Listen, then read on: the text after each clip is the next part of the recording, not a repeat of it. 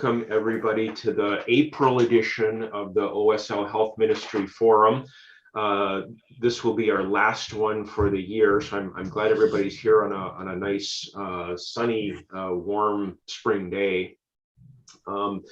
We will be resuming this next year, hopefully in person next year. Of course, we'll see how things go.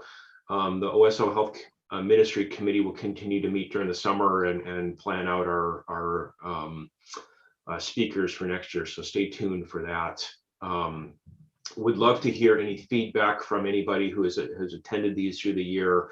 Would love to get any preferences on topics we haven't covered, or speakers, or what's worked well or what hasn't worked well. So please feel free to email Becky or me or Amy or any of the church staff, and we can get that information from you. So this morning we've got Dr. Nels Paulson. Nels is a member of the church. You've probably seen him around with his family. He also happens to be a professor of sociology at UW-Stout. He's got a background and a particular expertise around environmental sociology. So we thought it was appropriate to invite him to speak today in recognition of Earth Day, which is coming up on April 22nd. So hopefully everybody gets out and enjoys some time outside for that. I guess with that, I will pass it over to Dr. Paulson, and I think he's going to share his screen with some slides. So Nels, go ahead. I'll pass it over to you. Good morning. Thanks for joining us. Yeah, thank you. Thanks for having me. All right, so should be able to see the screen now, I think. Yeah, looks great. Okay, so this is a presentation on environmental health, and sort of highlighting what environmental justice is and getting into a case study of environmental injustice, and then just kind of finishing with some concluding thoughts. Is there anything here? So in talking about justice, it's sort of slippery to think about what that is. Different people use justice in weird ways. And so I just wanted to start off with like a perspective, a philosophy of justice that hopefully most people can understand and get behind. John Rawls wrote sort of definitive work on this about 50 years ago on justice as fairness. And he argued that justice is considering the original position of the person. And so justice is only achieved when you take on a veil of ignorance where you could be anybody in the world. And starting with that original position, you would presumably need to put yourself in the shoes of, it's a lottery, you could be anybody, the person who is most disadvantaged in the world. And from that difference principle, he argues, in a pursuit of justice, you would create a system that doesn't make life better for those who are already well off. You would consider the life of the person who is least advantaged, right? So you don't want to create social and economic systems that make life better for those who are already well off and do nothing for those who are already disadvantaged, much less make life worse for those who are already disadvantaged. And so, for example, you would consider policies that permit nuclear power plants, which degrade environment for nearby family farmers, but provide jobs for already well-paid professionals who come in from bigger cities. You would consider that as something that wouldn't be just. So in other words, he argues that it's okay to have inequality in society as long as everybody has equal access to inequalities. So you can have people have unequal statuses, say a police officer has more power than a citizen, a teacher has more power than students, so long as anybody could become that professor, anybody could become that police officer, and the police officer and teacher can put themselves in the position of the least well off, right? So that is where you get justice. So you can have like a beautiful park that children can play in, and you should fund that, but not if it makes it so that you have other parks that aren't similarly funded and supported in the least well-off parts of the places where you live, for example. So that's just a general, like, this is what we're talking about in terms of justice. I want to illustrate a case of injustice that we all contribute to, and in ways that are not nefarious on our parts at all, as a way of trying to see how much injustice actually happens in the world. And that's the case of EWaste. EWaste, so electronic waste. Electronic waste is it encompasses a broad ranging of electronic devices, ranging from household appliances like refrigerators and air conditioners to things like cell phones and certainly TVs and stereos and computers. This hazardous waste stream is being generated more rapidly as these technologies become obsolete ever more quickly.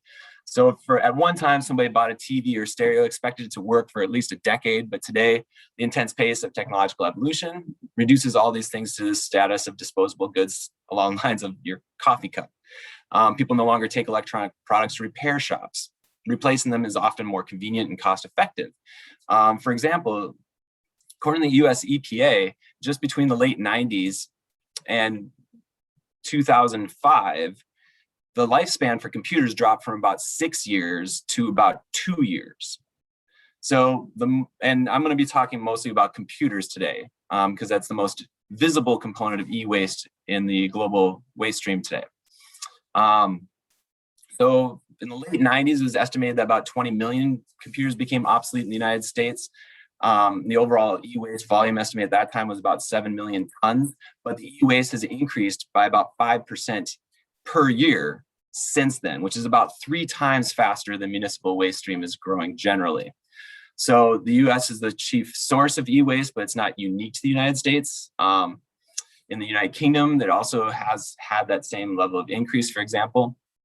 But of this volume, about 80 to 90% are thrown in landfills and incinerators. And so only about 18%, at least as of as recently as 10 years ago, were collected for recycling, and 82% were sent to landfills. And computer electronics already constitute about 40% of lead in landfills. About 70% of heavy metals like mercury or cadmium in landfills are from electronic discards. And these can contaminate groundwater and pose other environmental and public health risks. I'll give you a sense of how much waste we're talking about with just 500 million computers, which is a small sample. We're talking about over 6 billion pounds of plastics, which we'll get into why that's a problem here in a little bit. Also other toxic ingredients like lead, beryllium, mercury, cadmium, particularly cadmium-6, and brominated flame retardants. And computer sales are growing about 10% per year. And so this problem will continue to be amplified in the coming decades. Here's where the injustice comes in. That waste, that pollution isn't equally felt around the world. Rather than facing the problem squarely, the United States and other wealthy countries tend to use most of the world's electronic products, but generate most of the waste and discard that waste to poorer countries in Asia, Africa, and Latin America. And I want to talk about one place to illustrate how big of a problem e-waste is in terms of the health of those who are impacted by that pollution. And that's Yuyu, China. So in China, much e-waste arrives illegally via containers in the port of Hong Kong, where it's then trucked to places like Yuyu. And as you can see, it's dumped into the streets. Many of these under the guise of recycling, where people are discarding their old e-waste and they think it's going to recycling purposes. In towns like Yuyu, people often work on the streets or backyard operations. Primitive, unsafe, unregulated practices are used. These include opening cathode ray tubes with hammers, exposing the toxic phosphor dust inside, cooking circuit boards over open fires to melt lead, producing toxic lead fumes, burning wires in open piles to melt away the plastics, burning plastic casings, creating dioxins, which we'll get into here in a little bit, hazardous leaded glass into former irrigation ditches, and dumping pure acids and dissolved heavy metals into nearby rivers. And as such, environmental and health effects of this activity are extremely damaging. The air isn't safe to breathe, the water is not safe to drink. Lead and other poisonous metals course through the veins of the residents. Over 10 heavy metals were found in the groundwater supplies, including mercury, tin, aluminum, cadmium. Drinking water, as you can see in this picture, has to be trucked in, as the local river and underground water table are poisonous. In GUU, pregnancies are 6 times more likely to end in miscarriage, and 7 out of 10 children are born with 50% higher levels of lead in their blood than children born elsewhere.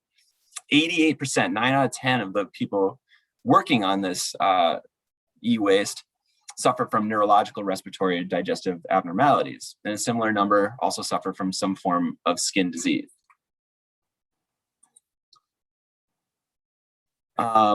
Workers, there's some images of them burning circuit boards and components over coal fires to melt the lead and separate the metals, releasing toxic gases into the air, toxic materials into the ground. Plastic cases are often melted and then sold as raw materials for reuse. Releases massive amounts of polychlorinated and polybrominated dioxins in the process. And not surprisingly, GUU is the dioxin capital of the world. And dioxin is the most toxic chemical known to science. There is no, according to the US EPA, there is no safe exposure to dioxin. And it's completely generated by burning trash. Dioxin exposure has been linked to birth defects, inability to maintain pregnancy, decreased fertility, reduced sperm counts, diabetes, learning disabilities, immune system suppression, lung problems, skin disorders, basically cancer and all the bad things. Residents also are only partially aware of the health effects. They understand the conditions aren't best, but it's higher than the average wage. And they earn about $8 a day, about 5 times what many of them earned as peasant farmers before. Lack of major industry in the area, even more were previously unemployed. And so this is a case that we see that's not unique to China at all, where destitution drives many people into hazardous work. And we see that even here in the United States. And this is one of these kind of situations where, from an environmental justice perspective, we'd be asking people to choose between poverty and poison, something that we would not consider just for anybody to have to choose between. So what are the implications here of the e-waste case? Well, it introduces one important question. Why is our waste being disposed of in the global south? Even this waste that we put under the guise of recycling. Well, first of all, this is an indication of how much waste we create, and that's a problem, but also the lack of regulation of this waste. And so what happens is that when we create higher disposal costs in the global north, Europe, Japan, United States, we end up creating a disproportionate control and incentive on waste compared to the global south countries, where they have less wealth, less regulation, and most of those countries a forced lack of regulation in order to, under different guises of structural adjustment programs over the last 50 years, and therefore they have lower disposal costs. And so what happens here is, obviously, companies see that this is a way to cut costs.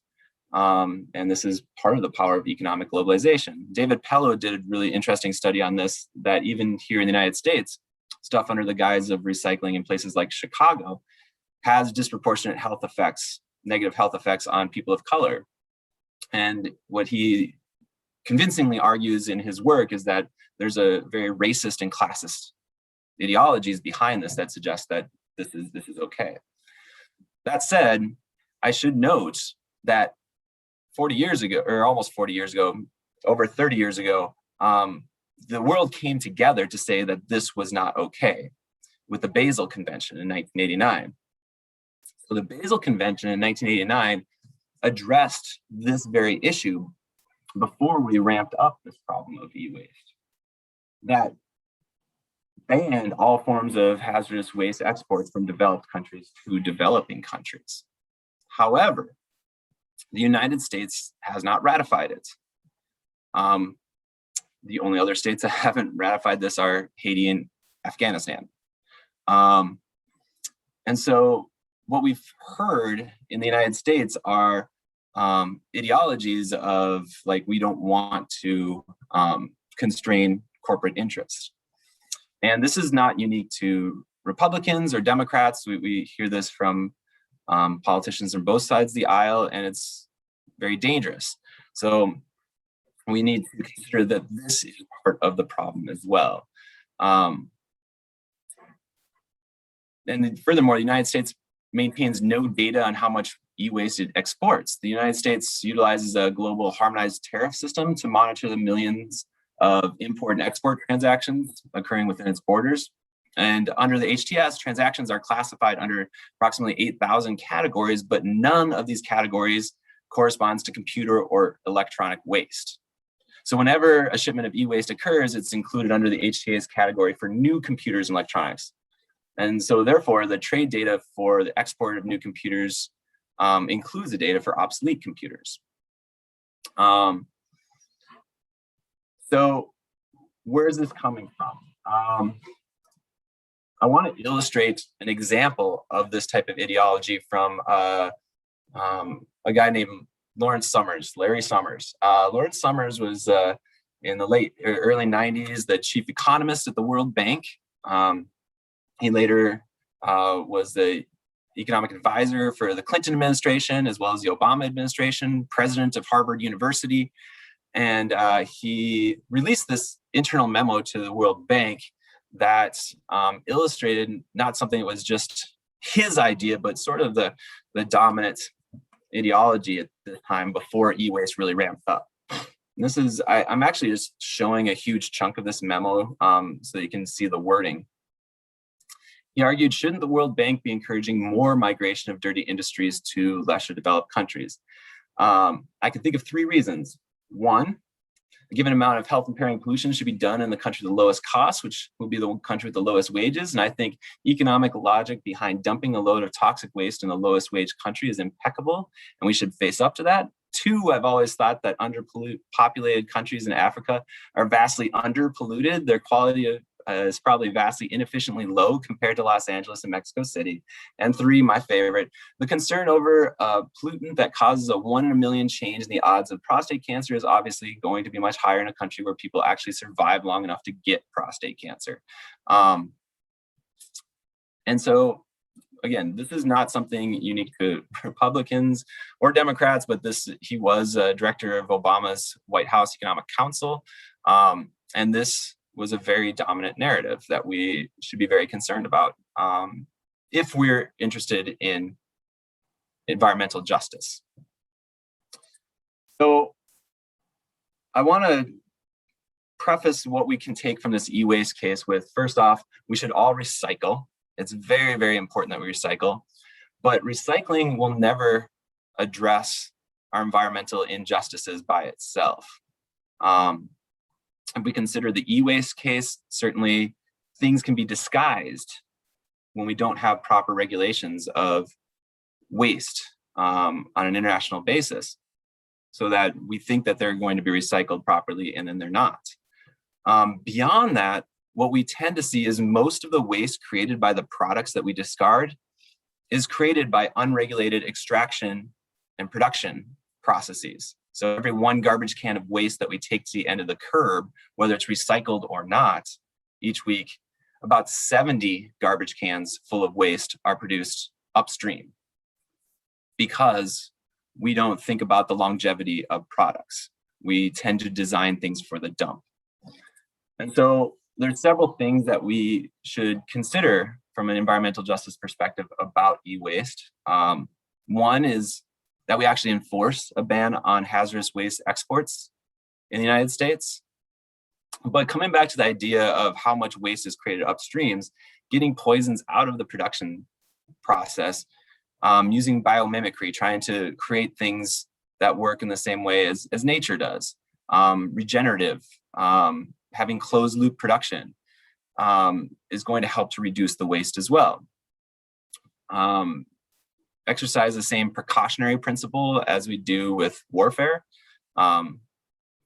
Making producers responsible. We've seen initiatives of extended producer responsibility where producers have to consider taking the waste back, whatever they sell, and therefore incentivized to reduce the waste or make it possible to be recycled or upcycled. And so the initiatives we've seen on extending producer responsibility has been very helpful for changing the incentives there. And beyond that, coming back to some old ideas of thrift and stewardship, where we design things to last a long time or to be upgraded or repaired or reused, could be helpful for addressing these environmental injustices. Along those lines, we do know that there are good initiatives happening.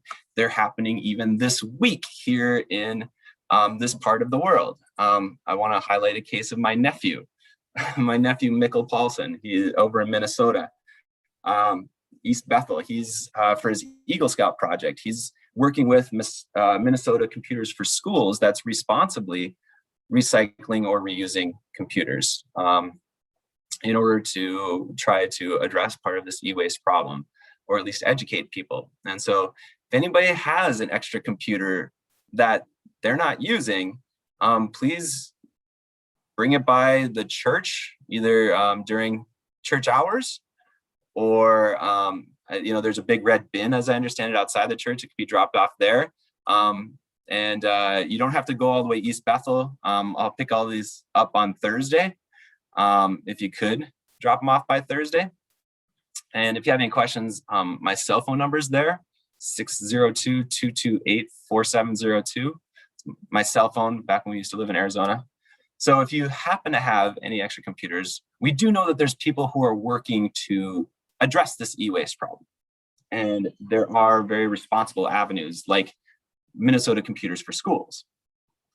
That said, I'm just addressing the tip of the iceberg when we're talking about e-waste here. And most of us don't actually feel the health effects of the waste that we create. The number one best predictor of if you're going to experience any negative health effects from pollution in the United States isn't even wealth, it's race. If we take a look at pollution exposure by population, if we take a look at Latinx Americans and Black Americans, they're exposed to about 60% more pollution than they actually produce, just by how we regulate disposal and how we regulate zoning of disposal here in the United States. By contrast, white Americans are exposed to 17% less pollution than they actually produce. And we need to consider that this is part of the same problem as e-waste in places like UU China. So in fact, in the United States, by way of conclusion, we see issues like lead poisoning in Flint and environmental racism in terms of massively different life outcomes in East St. Louis versus St. Louis that are according to race. And we need to ask ourselves questions about why. And so as we're considering health problems this week, this Earth Week, I really encourage us to think about environmental justice ethic for promoting multicultural sustainability that moves us away from an old idea. So if anybody's familiar with NIMBY, NIMBY is a part of what, a movement by those negatively affected by Love Canal and some other communities in the United States that were able to reduce their relative exposure to environmental health outcomes. That's an acronym for Not in My Backyard. We need to move away from that, because what we do is we just move around the pollution to those who are least advantaged in the world already. And so there's a movement in environmental justice circles towards a NOPE worldview, which stands for not on planet Earth, and to start thinking about regenerative waste and about who gets exposed to waste and who should. And if wealthy people don't believe they should be exposed to environmental health pollution, then nobody should. So this really also requires us to take a look at our consumer culture that's very entrenched, and it's unsustainable. It produces ecological harm and social harm. And if anybody wanted to look this up, I wasn't going to list them all here on a slide, but there's a series of environmental justice principles that are available online, and they inform the environmental justice definition for the Environmental Protection Agency for the United States that introduce some additional questions beyond protecting animals, protecting national parks, protecting habitats, and these kinds of things. So that's my message for today. I'm open for questions.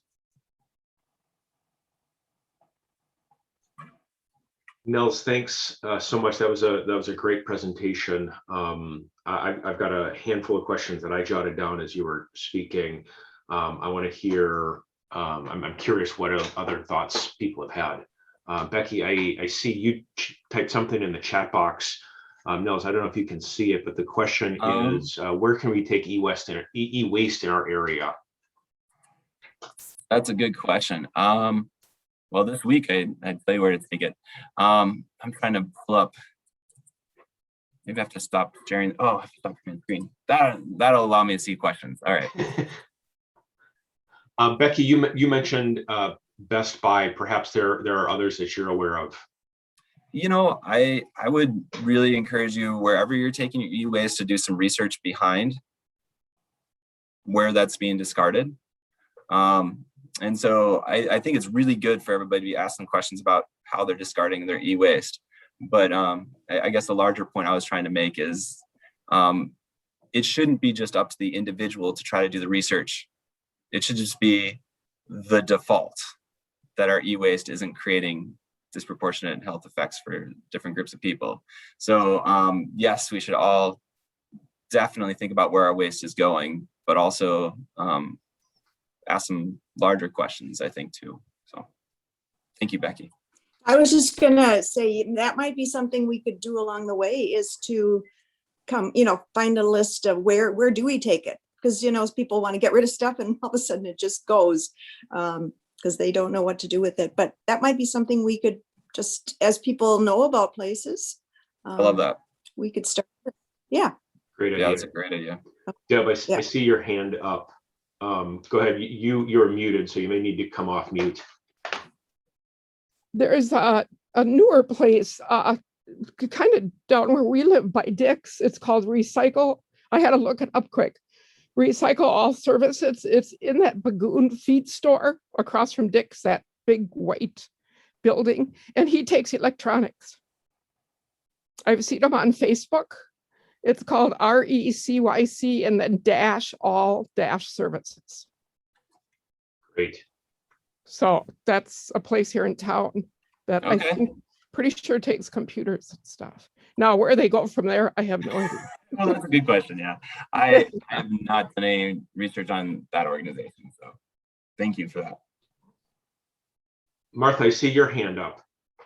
Yeah, I've taken e-waste to 24/7. If anybody is a customer there, they can do that. You have to pay sometimes, but okay. So I have another concern, because I tried to get into this chat this morning and I had to download a newer version of Zoom, and now it's too much for my computer. Is this going to make me buy a new computer? Like, how can we stop this from cycling from the people above us with their computers that they keep replacing, and then we have to keep matching them?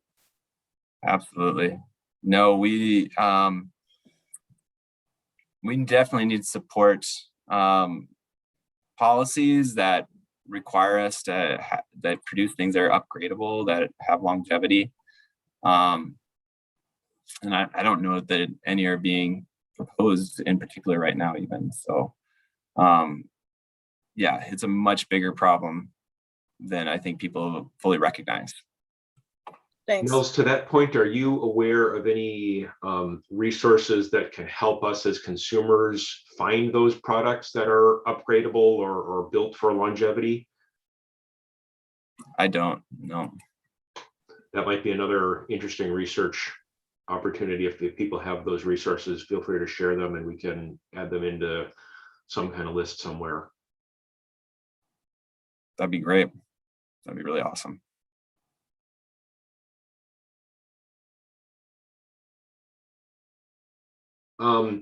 Nels, this is really interesting. What struck me, or one of the things that struck me as you were presenting this case in view and talking about other examples is a lot of this seems to be an urban problem, or maybe I'm misinterpreting, but what I'm hearing is large cities in third world countries tended to be repositories for these waste dumps.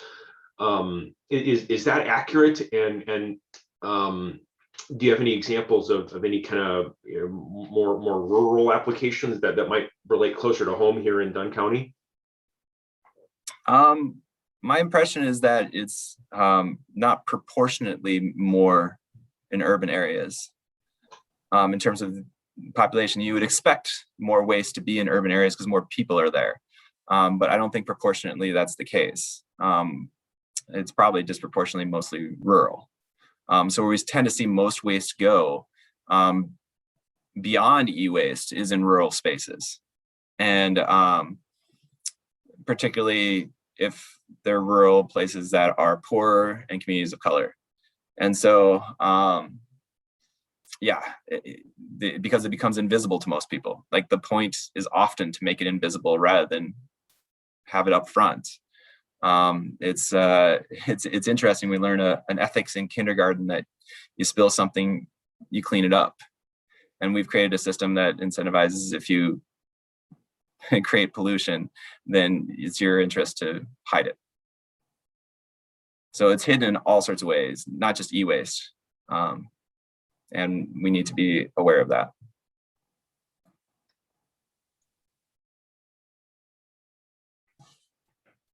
Thanks for that.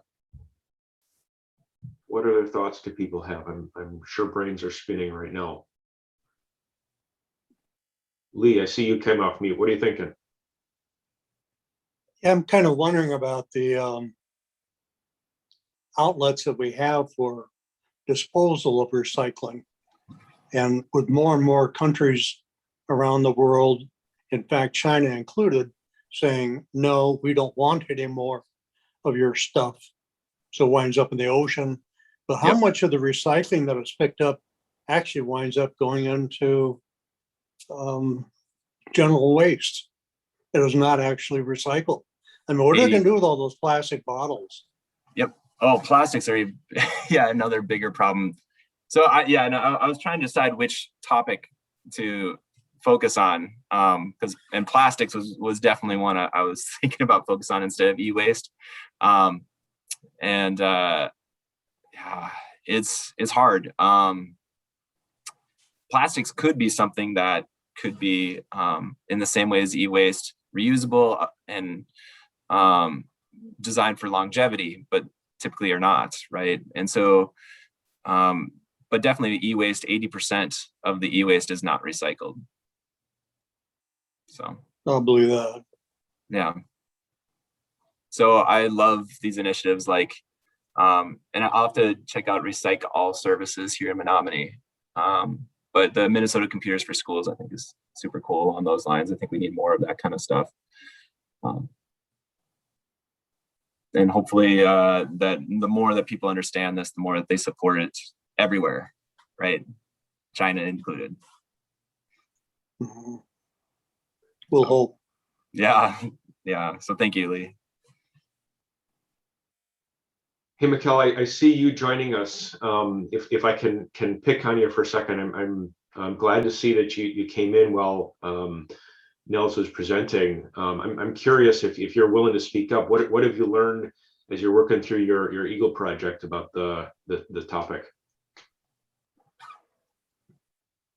Yeah, well, a lot of the information that Uncle Nels presented is new to me, is particularly like the world like impact of it. But yeah, it's always been really interesting about how I had no idea that a lot of computers had mercury in them, that I found while I was researching for my project, and that it actually gets into a lot of water here in the United States, and that seemed like a big problem.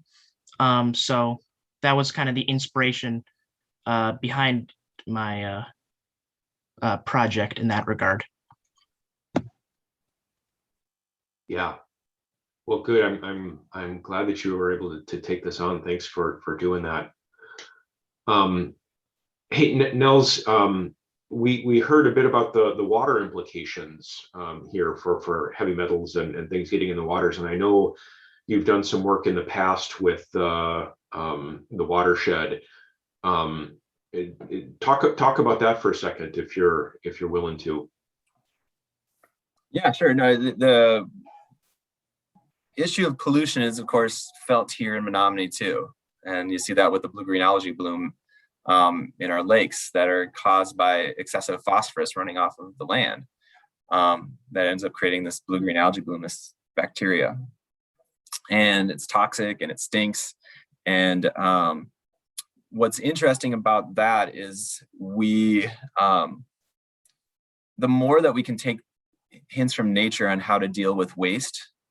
Now it's harder with electronics, but with food and plants, the more that we can see how regenerative nature is and take on those kinds of practices, the less runoff comes off of our land into these lakes. And also, so if we do no-till farming, cover crops between seasons, we have an extra rotation between Roundup Ready corn and soybeans, we have livestock that are interested in the fields and help to create that regenerative effect of agriculture. So when these types of practices happen, that regenerative agriculture is not only good for reducing the runoff off of the farms, but also it helps to sequester more carbon, which can make a huge impact on climate change. And the kind of biomass that builds up very, very quickly from this form of regenerative agriculture is has all sorts of benefits beyond just us having cleaner water downstream. So the nice thing about the water pollution problem we have in Menominee is that there's a little bit more of a immediate solution of that we can see on how to deal with that and reduce that waste. And that's just a matter of expanding those practices more and more globally. It's not a unique problem to Red Cedar watershed either. So, but it's coming from the same perspective of not really thinking about our waste and not really thinking about how to create things in the same way as nature. And at least for me, that's kind of my link between these two things. Thank you. Other thoughts? Well, Becky, question for you, and maybe there are others who can speak more to this, but I know you're tied in with the health with Health Done Right and the community health needs assessment, and I know that there's an environmental group there. If you know, can you just share anything about what they're working on and make any links to Nels's presentation? Yeah, they're one of the action teams. There's an environmental, actually they call themselves Healthy Environment Action Team. So they have a cute name, but they got a grant. All of our action teams got grants, and they are working actually at bringing there's so many environmental groups in our area, and I think something like 25 or whatever, and they are working at bringing them together so that they know about each other and people know about them. So I think that's going to be a great first step to even know what's out there and who's doing what. So I know that's one project they're working on. And just in terms of, I'm on a group that we're getting a community resource guide together, And one of the areas, things that we are going to include is where do I take my stuff? So a whole section on, you got an old piece of furniture you want to get rid of. It's not just e-waste, but all kinds of waste. And because people don't know, and sometimes they just want to get rid of it, so it just goes to the dump, right? But there may be places to recycle it where people. So that's one of the areas we want to work on too. And I think it's just good if we can all share, the information about what to do with things, because that does change. Like the one Deb just gave on, she put it in the chat. It's Recycle All Services. So I'll try to keep on top of what's out there. That's great. Thank you, Becky. I should be more on top of that too. I love that idea of creating a repository that everybody knows about on how to manage waste better here locally. That's just brilliant. Well, I think this is great. I think this really, highlights the environmental impacts on all of our health. We know that respiratory complaints, asthma, et cetera, are worse in areas with high levels of air pollution.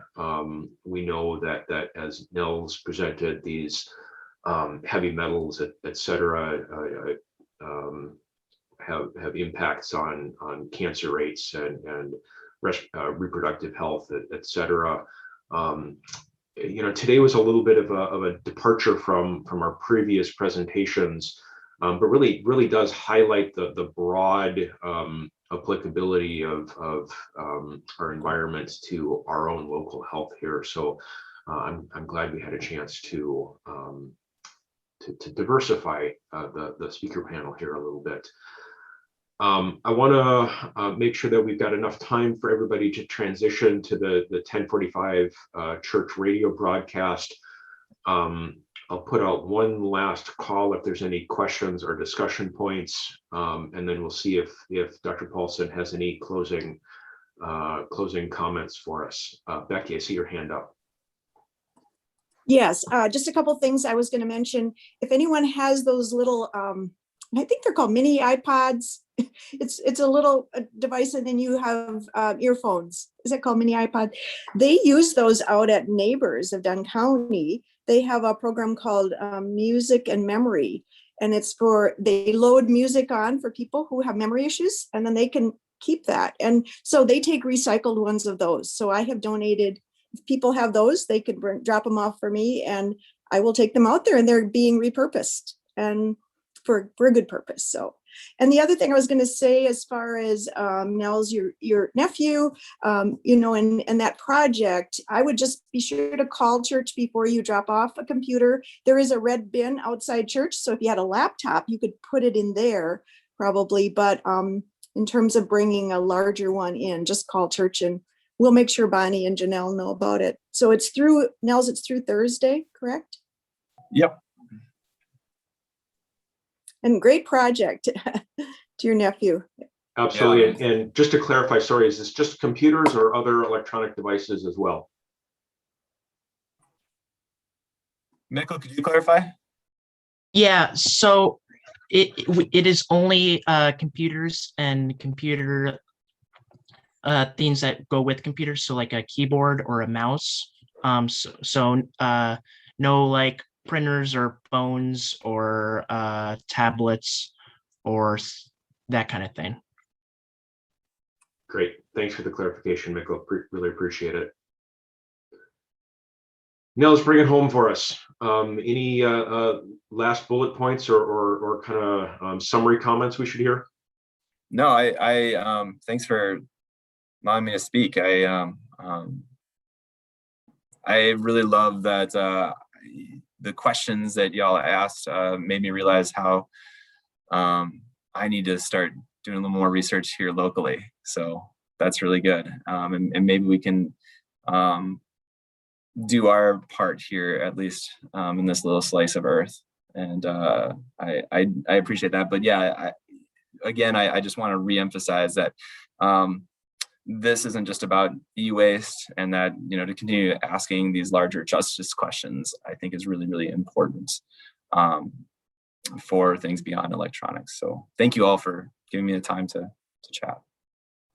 Thank you. Really appreciate your time and your expertise here. Again, one more plug. We will continue in planning for next year. Look forward to some great speakers next year. In the meantime, I want to direct you to the church's web page and the YouTube feed.